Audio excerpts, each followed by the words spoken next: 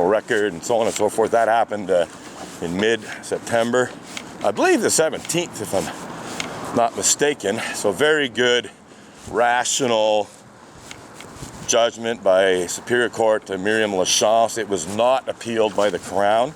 Theoretically, the Crown could have appealed her decision, but it was such a solid decision, basically an inarguable decision, that I don't think the Crown even tried, or if they did, I certainly didn't hear about it. And they certainly didn't go ahead with it. So that's it. So the cop stood up believing that I was still under these conditions, which prohibited me from being near the Unitarian Church of Montreal. And I said, no, I was acquitted. Everything's, all the conditions are dropped. So I have a right to be here. And, they weren't convinced. And I told them, well, check your computers, or you could even, check Canly. I even told them there was an article in the Gazette about my acquittal. And they were very good. They were polite, they were professional, they were respectful. I have no complaints whatsoever about how they handled themselves. They were, as I said, literally, quite respectful, I would say. And they just were very diplomatic. And they essentially agreed to disagree. They basically said, okay, well, we'll check into things. If we find that you are in breach of conditions, then we'll send in a report to the Crown Prosecutor's Office, take it from there, kind of thing. And others, they were telling me, we're not going to arrest you now.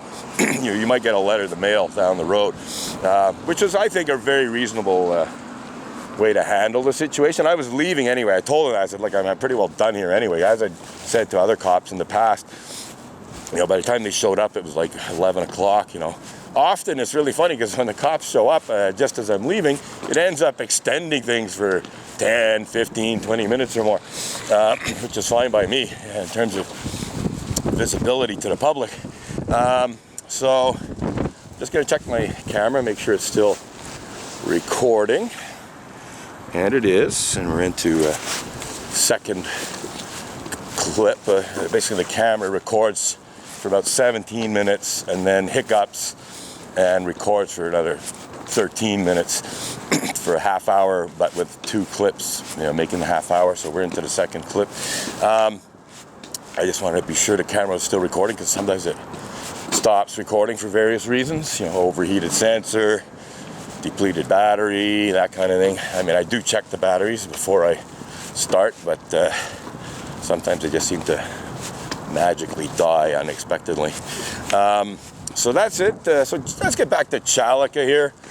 So it's the 7th final day of Chalica, unless you want to add an 8th day for the 8th day, the 8th principle of Unitarian Universalism, which I'm not sure if it has actually been adopted by the Unitarian Universalist Association. It was very recently adopted, a watered-down version of it, by the Canadian Unitarian Council. They just in the last couple of weeks, end of November essentially, voted in favor of adding the 8th principle, but they have added a watered-down version of it. The 7th principle, which today is dedicated to, is about the interdependent web of all existence. You would think that a religion that put an emphasis on the interdependent web of all existence would try a little bit harder not to get caught up in a web of lies and deceit, but unfortunately they do. And they're basically tangled up in this web of lies and bullshit and false accusations and so on and so forth. And of course it's all up there on the internet, at least my part of it is. A lot of it's suppressed, hidden, because people are basically, for whatever reason, too afraid to discuss their... Good morning. It's a great morning. Yeah, it is. So, got a fair number of dog walkers this morning.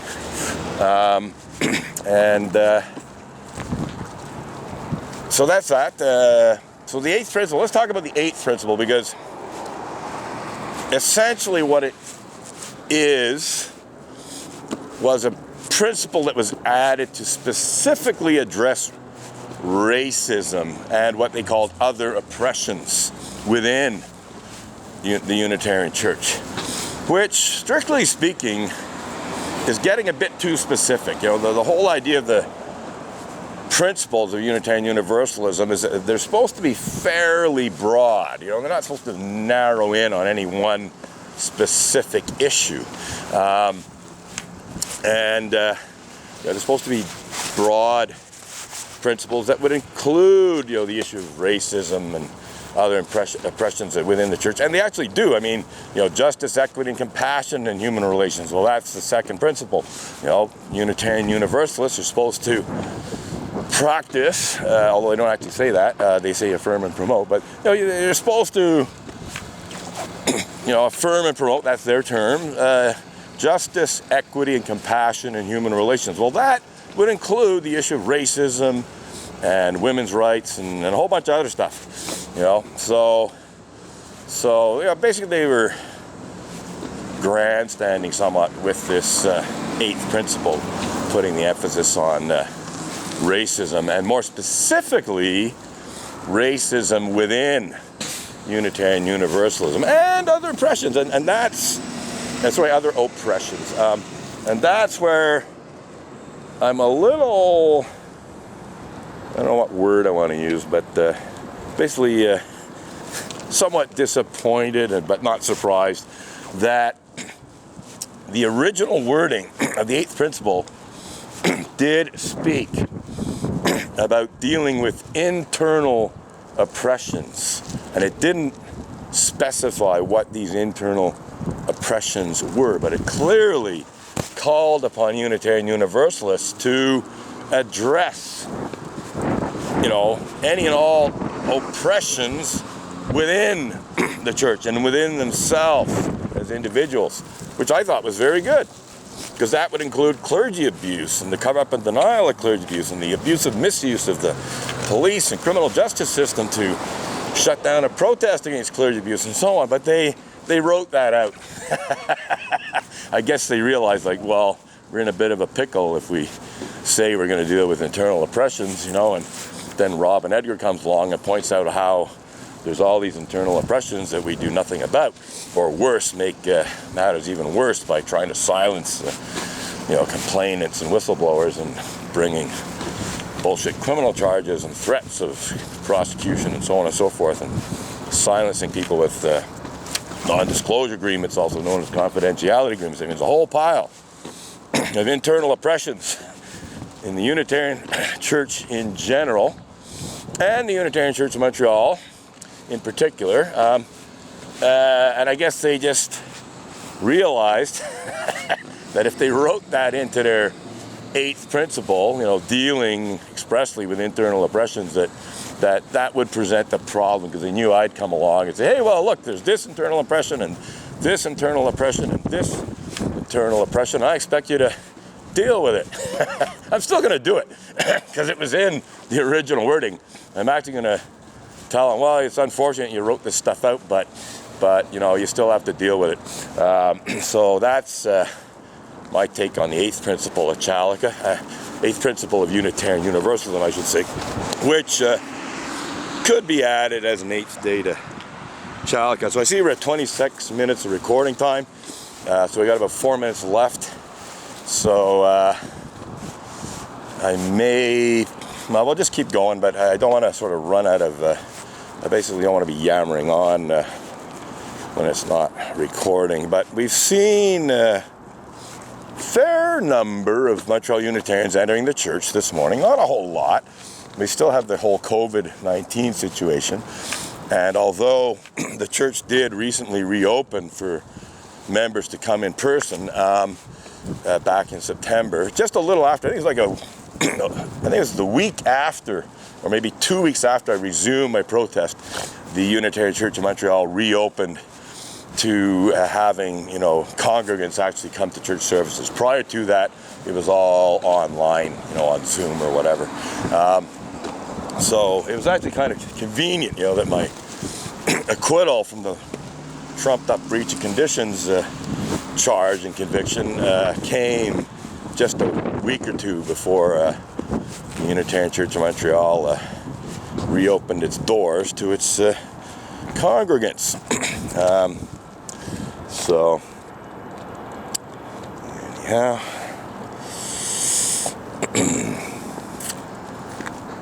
Yeah, so that's, I think, a relatively familiar face, although largely hidden with a hood and everything. But yeah, I think that's a member, a fairly long-time member of the church. I could be mistaken, but it's certainly someone attending the Unitarian Church in Montreal this morning, whether they're a member or not. And they saw my picket signs, which is part of the purpose of this protest. I mean, it's a public protest. The idea is for the public to see the signs as much as the church members. But certainly I want church members to see that they still have a problem that they haven't properly addressed yet. And the internal oppression, shall we say, or a bunch of them, that they haven't dealt with yet. And they haven't dealt with for a few decades now. So let's check the time, because I have a feeling we're getting down to the end of the... Yeah, we just got about less than 2 minutes left. So I think I'm going to switch up the batteries, put a fresh battery in, and we shall continue for about another half hour, but then I do actually have other things to do. So I may not even continue for a half hour, but I think I will continue for some more minutes of protest and video, but maybe not a full half hour. I'll check the time when I put in the fresh battery. So that's pretty well it. So yeah, we're gonna wrap this up now, and I'll put in a fresh battery and start a fresh clip.